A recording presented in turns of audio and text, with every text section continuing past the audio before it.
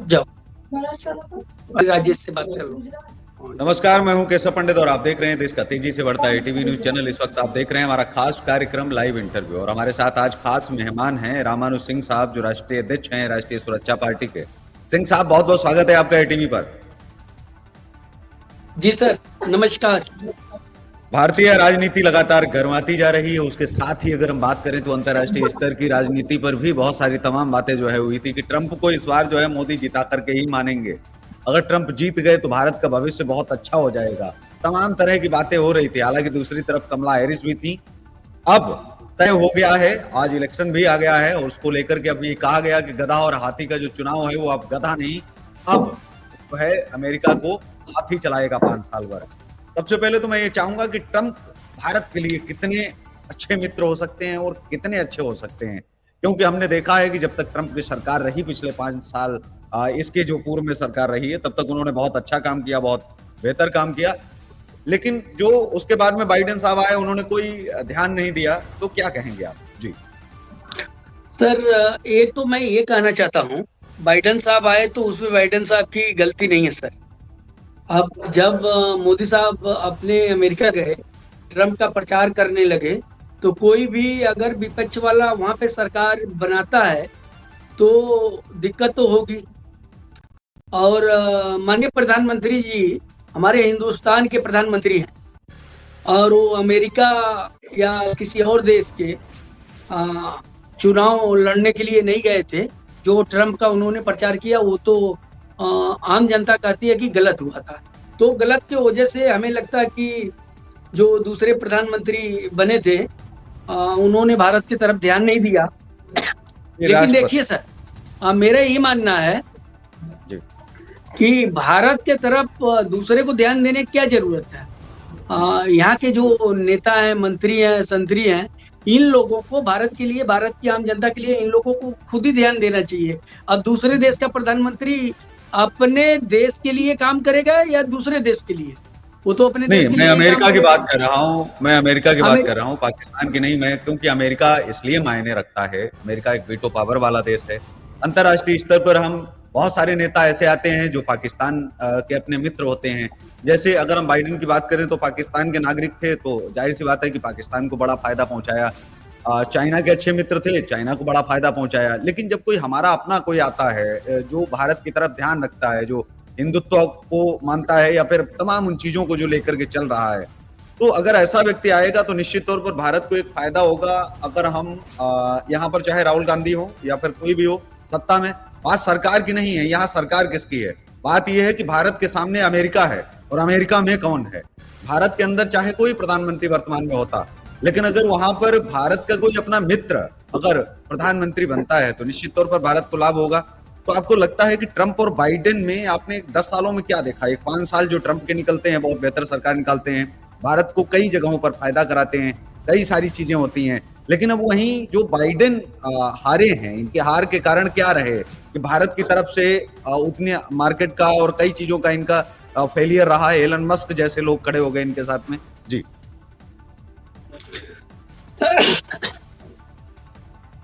Sir देखिए, उसके पहले तो बाइडेन साहब ही तो अमेरिका के राष्ट्रपति थे। अब जितना ये मोदी साहब के राज में 10 साल हो गया, जो हिंदुस्तान को फायदा हुआ था वो फायदा अब धीरे धीरे हिंदुस्तान की जनता को देखिए धीरे धीरे जानकारी हो रही है। इंडिया में आज के डेट में लोगों के पास नौकरी नहीं है, बेरोजगार पढ़े लिखे युवक घूम रहे हैं। तो ये जो 10 साल का फायदा था वो अब धीरे धीरे दिखने लगा। महंगाई का हाल देखिए क्या है। तो देखिए, अपने लोगों को क्या लेना है, अपने लोगों को जो हमारे देश के युवा हैं, युवा युवतियां हैं, उनको नौकरी चाहिए, जॉब चाहिए। इसका व्यवस्था आपके ट्रंप जी नहीं करेंगे, यहाँ के माननीय प्रधानमंत्री जी को करना पड़ेगा। नहीं, आप शायद यहाँ के समझ नहीं नेताओं पा को रहे हैं करना और पड़ेगा। सिंह साहब, आप समझ नहीं पा रहे हैं, आप फिर दूसरी वे में आप जा रहे हैं। मैं ये कह रहा हूं कि मोदी विरोध एक अलग विषय है। अंतर्राष्ट्रीय राजनीति की समझ आपको है और शायद होगी क्योंकि आप राष्ट्रीय अध्यक्ष हैं। तो मैं अंतर्राष्ट्रीय इस समय, क्योंकि इलेक्शन आज ट्रंप जीते हैं, यहाँ मोदी की हार और जीत पर हम नहीं विश्लेषण करने के लिए बैठे हैं। हम बैठे हैं आज जो है भारत के लिए और भारत के मित्र देशों के लिए। भारत के मित्र देशों की अगर बात की जाए तो भारत के अंदर मोदी रहेंगे तब तक रूस हमारा मित्र रहेगा क्या? नहीं, रूस हमारा तब तक मित्र रहेगा जब तक हिंदुस्तान हिंदुस्तान रहेगा। तो यहाँ मोदी की बात नहीं कर रहे बैठे, यहाँ हम भारत की बात कर रहे हैं और एक अमेरिका की बात कर रहे हैं, अमेरिका के प्रेसिडेंट की बात कर रहे हैं। इंटरनेशनल जो पॉलिटिक्स है उसकी समझ थोड़ी तो इस चीज के लिए तो होनी चाहिए कि नहीं हमारी नौकरियां आए नहीं आए, नौकरियां एक अलग विषय, नौकरियों पर भी बातचीत हो जाएगी, लेकिन अंतर्राष्ट्रीय मायनों में हम कितने मजबूत। अगर आप सोचिए कि अगर अफगानिस्तान के अंदर तालिबान नहीं आया होता, वहां अगर ट्रंप की गवर्नमेंट रहती, तो तालिबान अगर नहीं आता तो हमारे बहुत सारे जो भारतीय भागे हैं वहां से, नौकरियां थी, उनके पास सब कुछ था, बेचारे सब कुछ, मतलब करोड़ों का कारोबार छोड़ करके क्यों भागना पड़ा उनको? क्योंकि इस्लामिक स्टेट आ गया था, इस्लाम बढ़ गया था, कट्टरपंथ बढ़ गया था, मार मार के भगा दिया गया, जो कमाया था उसका क्या हुआ? मतलब अगर आपकी सुरक्षा आपके हाथ में ना रहे, मैं इस चीज पर आता हूं कि ट्रंप भारत और अमेरिका के रिश्तों की, अंतरराष्ट्रीय अगर रिश्ते बेहतर अगर रहते तो हम क्या कर सकते थे और क्या नहीं कर सकते थे। बाइडेन आए तो हम अपने भारतीयों की रक्षा नहीं कर पाए अफगानिस्तान में, क्यों? क्योंकि अमेरिका की जो सेना थी वो वापस बुला ली गई थी। लेकिन अगर ट्रंप अगर होते तो क्या वो वापस बुलाते या नहीं बुलाते? अगर बुलाते तो वो अपने कार्यकाल में क्यों उन्होंने नहीं बुलाया? तो हम इन चीजों की बातचीत करें, हम मोदी की चर्चा करने के लिए नहीं बैठे हैं। उन पर जब चर्चा करेंगे तो वो एक वैश्विक चर्चा नहीं होगी। और मोदी को लेकर के भी बातचीत अगर हम करें तो अंतर्राष्ट्रीय मामलों में कितनी चीजें बढ़ी हैं, तो उन पर हम बातचीत करें। जी सर, अब ये तो अगर ट्रम्प जी आ जाते हैं समय बताएगा, लेकिन ये देखिए जो इंडिया के आसपास के जो सटे हुए देश हैं, किस देश से हिंदुस्तान का तालमेल बढ़िया बैठा, आप खुद सोचिए। छोटे छोटे देश इंडिया से विद्रोह कर रहे हैं, तो अब ट्रम्प जी आ जाएंगे तो समय आएगा सर।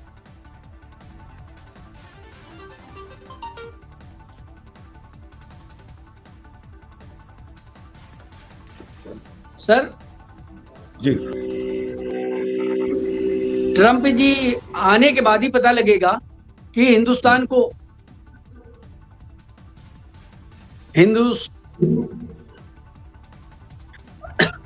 अपने देश को क्या फायदा हो रहा है।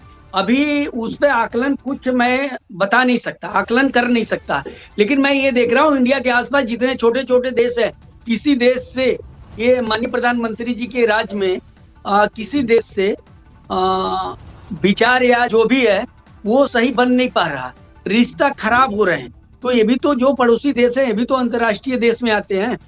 जब इनसे नहीं बन रहा है तो हमें नहीं लगता है कि अब ट्रम्प आ जाएंगे तो अच्छा रिश्ता रहेगा।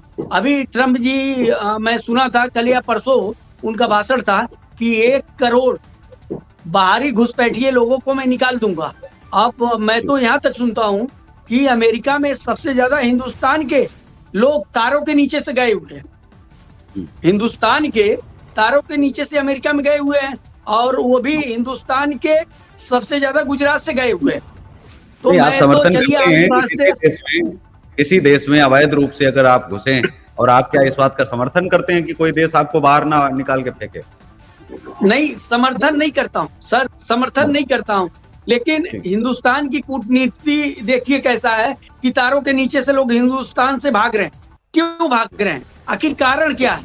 मान लीजिए ट्रम्प जी आ जाएंगे तो क्या वो वही कह रहे हैं कि हम इनको घुसपैठियों को निकाल देंगे? वो घुसपैठिए उनको बना दिए, वो इंडिया में वापिस कर देंगे, तो उनको रोजगार कहाँ से मिलेगा? सबसे मैं ये कहूंगा कि हिंदुस्तान में जो बेरोजगारी है, ये सबसे दिक्कत पैदा कर दिया है हिंदुस्तान के लिए। इनके प्रमुख कारण क्या है? बेरोजगारी आज तो पैदा नहीं हुई। मैं बेरोजगारी पर आपसे ये जानना चाहूंगा। बेरोजगारी पर आपने अध्ययन किया होगा, और मुझे लगता है 10-20 साल का तो अध्ययन किया होगा। अगर इसके जो प्रमुख कारण हैं बेरोजगारी के क्या हैं, मैं उन पर बातचीत करना चाहूंगा। प्रमुख कारण क्या है? सर, जब सब कुछ आप इंपोर्ट करेंगे, मैन्युफैक्चर करेंगे नहीं हिंदुस्तान में, तो बेरोजगारी बढ़ेगी साहब। बड़े बड़े बिजनेसमैन का कर्जा माफ करेंगे, किसानों का माफ नहीं करेंगे, तो उसको आप छोड़िए ना, उसको उस पर भी हम करते हैं। मैं ये समझना चाहता हूँ बेरोजगारी क्यों है, बेरोजगारी किस लिए है, आप उस पर आप बताएं। क्या लोग उतना पढ़े लिखे नहीं है? हमारी एजुकेशन पद्धति वैसी नहीं है जी। सर, बेरोजगारी का कारण बता तो रहा हूँ। बड़ी बड़ी कंपनियां हैं जो वो मैन्युफैक्चर का काम बंद करके चाइना से माल मंगा रही है, इंपोर्ट कर रही है, हिंदुस्तान में व्यापार कर रही है। जब वो मैन्युफैक्चर का काम हिंदुस्तान में होता तो लोगों को रोजगार मिलता। मैन्युफैक्चर की कंपनियां सारी सिमट जा रही है, धीरे धीरे बंद हो रही है, कम हो रही है, तो बेरोजगारी तो बढ़ेगा सर। जब आपके यहाँ कोई काम नहीं होगा सारा इंपोर्ट होगा तो बेरोजगारी बढ़ेगा सर। जी, तो आप ये मानते हैं कि कांग्रेस की सरकार में जो था वो ज्यादा था और भारत के जो अभी मोदी जी की सरकार में है वो घटा है, मतलब सरकारी आंकड़े झूठे हैं भारत के? सर अभी देखिए पिछले साल 400 करोड़ का शायद इंपोर्ट हुआ था, अभी इस साल 900 करोड़ का इंपोर्ट हो रहा है चाइना से, डबल बढ़ गया। तो आप देखिए तो इस सरकार में तो इंपोर्ट बढ़ ही रहा है सर। ये तो सरकार के पास डाटा है, उसके थ्रू मैं ये कहीं न्यूज में देखा था, उसका भारत में उदाहरण जो दे रहा बनना है हूँ कि अभी 900 तो आपको करोड़ हो पता गया। होगा कि जो जो विदेश से पहले मंगवाते थे, आज जो भारत में बन रहा है वो कम से कम 50 गुना अधिक अब हो गया है। पहले जो मेड इन इंडिया नहीं था वो चीजें नहीं चल रही थी। लेकिन मैं बेरोजगारी के कारण पर फिर आता हूँ, क्या आपको लगता नहीं जनसंख्या बेरोजगारी का कारण है? आपको कहीं नहीं लगता कि एजुकेशन हमारी बेरोजगारी का कारण है? अगर पढ़ लिख करके मदरसे से अगर कोई मदरसा छाप बाहर अगर निकलता है, कोई अगर बाहर से कहीं पढ़ करके कोई ऐसी बुद्धि लाता है तो वो डॉक्टर कैसे बन सकता है, इंजीनियर? मदरसे से पढ़ा हुआ व्यक्ति क्या इस समाज में कोई किसी पद पर जाने के लायक क्या हो सकता है क्या? नहीं, ये इस बात से आपके सहमत हूँ, आपके इस बात से मैं सहमत हूँ कि पढ़े हुए मदरसे से पढ़े हुए व्यक्ति को कहाँ पर नौकरी दी जाए, मतलब किस डिपार्टमेंट में? डॉक्टर बनाया जाए, मास्टर बनाया जाए, इस देश का राजनेता बनाया जाए, क्या मतलब क्या बनाया जाए? आईएएस बना दिया जाए उठा करके उसको, जिसके दिमाग में गजवाए और तमाम चीजें चल रही हैं। सर इस आपके इस बात से मैं सहमत हूँ, ठीक है, लेकिन इसका कारण कौन है? सरकार तो है। जितने सरकारी स्कूल है धीरे धीरे बंद के कगार पे है, बंद हो रहे हैं। जब सरकारी स्कूल बंद हो जाएंगे, सारा प्राइवेट कर देंगे, गरीब आदमी अपने बच्चे को प्राइवेट में पढ़ा नहीं पाएगा तो क्या करेगा? जो आप ये कर रहे हैं, जनसंख्या बढ़ रही है, जनसंख्या का कारण अशिक्षित होना है, इसलिए जनसंख्या बढ़ रही है। मेरा मानना है जब कोई भी व्यक्ति अगर पढ़ा लिखा होगा, पढ़ लिख लेगा तो वो जनसंख्या नहीं बढ़ाएगा सर। आपके हमारे कोई भी जी, मैं इस बात से इसलिए इत्तेफाक नहीं रखता हूँ। इसी देश के अंदर पढ़ा लिखा एक मौलाना मदनी जो है चढ़ता है मंच पर और पूरे देश के 40 करोड़ मुसलमानों से कहता है कि आप 10-10, 12-12 बच्चे पैदा करिए। आप सोचिए कि जो कि एक मुसलमान ने विरोध नहीं किया, आप ये मानते हैं?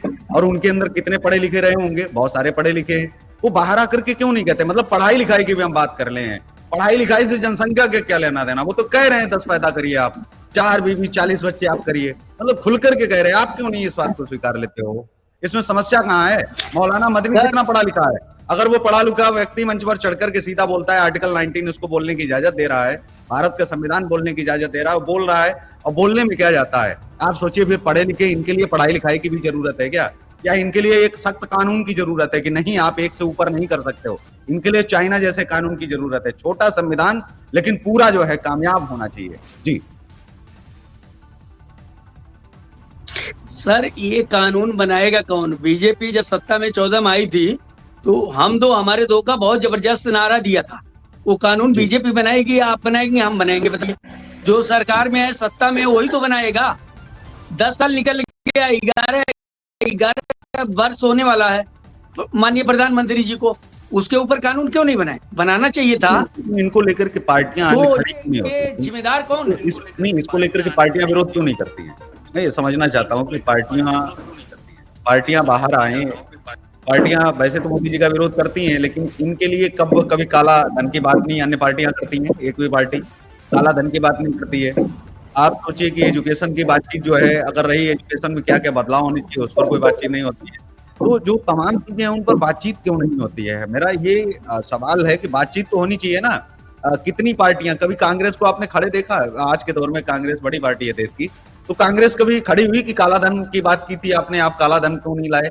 मतलब या तो दोनों एक थैली के चट्टे बट्टे हैं और या तो फिर बातचीत नहीं करना चाहते। जो बड़ी पार्टियां हैं वो सीधा सा कह रही हैं, जो छोटी पार्टियां हैं उनको अवसर नहीं मिलता, और जो बड़ी पार्टियां जिनको अवसर मिला है वो ऑलरेडी वो भी मुद्दे कहाँ उठाते हैं, वो तो फायदा पूरा ले रहे हैं। जी, तो यहाँ इसके लिए बीजेपी जिम्मेदार है या दोनों जिम्मेदार हैं? नियंत्रण की बात कौन कांग्रेस करती है? सर, इस बात से मैं बिल्कुल आपकी बातों से समर्थन करता हूं कि जितने बड़ी बड़ी पार्टियां हैं सब एक ही थाली के चट्टे बट्टे हैं।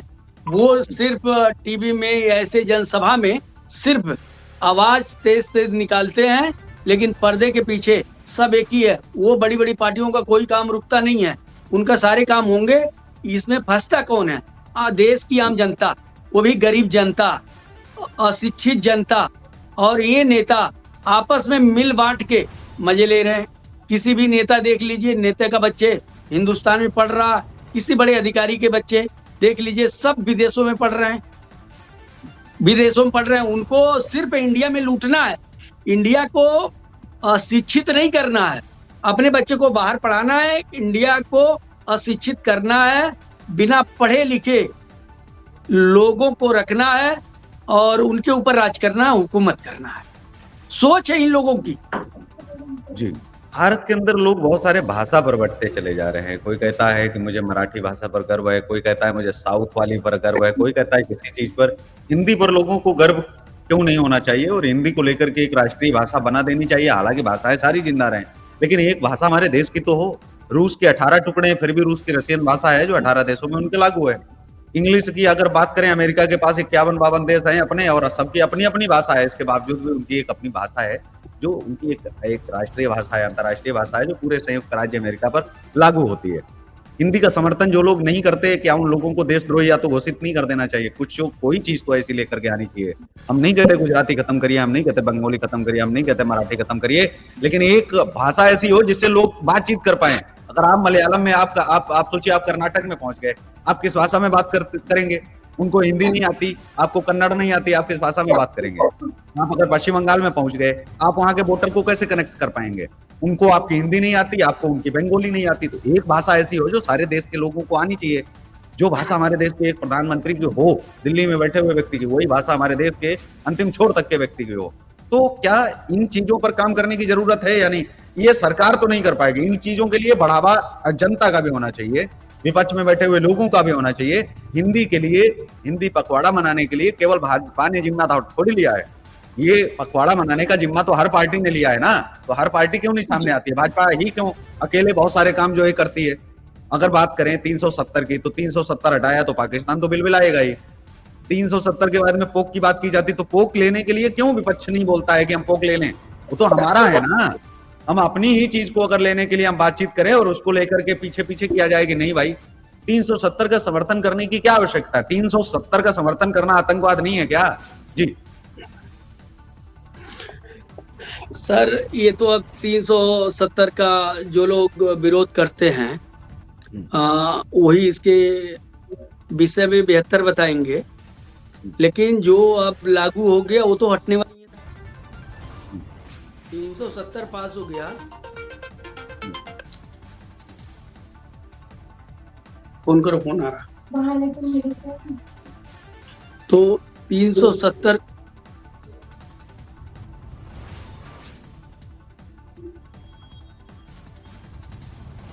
जी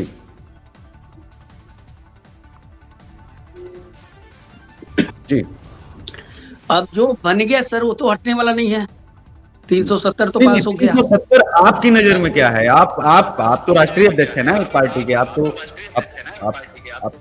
तो आने वाले समय में आप चुनाव लड़ रहे हैं। आप जब संसद में पहुंचेंगे और आप अगर संसद में पहुंचते हैं तो आप क्या जवाब देंगे? मैं आपसे जानना चाहता हूं। मेरी आवाज आ रही है? समर्थन मैं आपसे जानना चाहता हूं कि 370 है क्या? आपके लिए क्या है 370? मैं आपसे जानना चाहता हूं 370 को आप कैसे समझते हैं, कैसे देखते हैं? जी